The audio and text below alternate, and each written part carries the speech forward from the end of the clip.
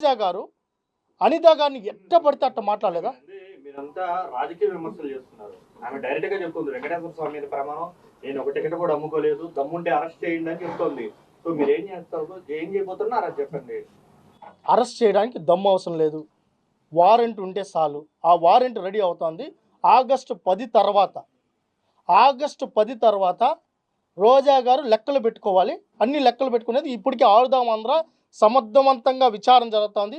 ఇదే ఎన్టీవీలో కూడా బ్రేకింగ్ మీరే వేశారు. సమర్థవంతంగా విచారణ జరుగుతోంది. ఇప్పటికే ఆధారాలు బయట వచ్చాయి.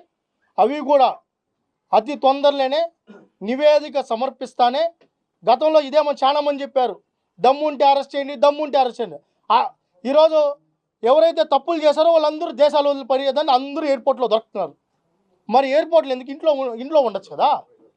మరి కోర్టులకు ఎందుకు పోతున్నారు? బెయిల్కి అప్లై ఎందుకు చేసుకుంటున్నారు? ఎందుకు పరిగెత్తున్నారు దేశాలు దాటిపోయడానికి? మీరు తప్పు చేయనప్పుడు తచ్చాగా ఇంట్లో ఉండండి, కోర్టులో తేల్చుకోండి, తప్పు చేయలేదని నిరూపించుకోండి. మరి ఎందుకు పరిగెత్తున్నారు రాష్ట్రాలు వదిలేసి? ఈరోజు రోజా గారు కూడా నాకు తెలిసి ఇంకొక 10 రోజుల్లో ఏదో ఒక ఎయిర్పోర్ట్లో ఆమె వెళ్ళేది మీకు కనిపిస్తుంది. అది 10 రోజులు కావచ్చు, 15 రోజులు కావచ్చు, అది ఆగస్టు 10 తర్వాత ఏ రోజైనా కావచ్చు. ఎవరిని వదిలిపెట్టం. టీటీడీ దర్శనాలు వదిలిపెట్టం, ఆడుదాం ఆంధ్రాది వదిలిపెట్టం, టూరిజంలో చేసిన దోపిడీని వదిలిపెట్టం, ఆమె నియోజకవర్గంలో చేసిన దోపిడీని వదిలిపెట్టం, ఏపీ ఐసీసీలో ఆమె కుండ్రోలు వెలగబెట్టింది, దాన్ని వదిలిపెట్టం. ఏది వదిలిపెట్టం. చట్టం తన పని తను చేస్తుంది.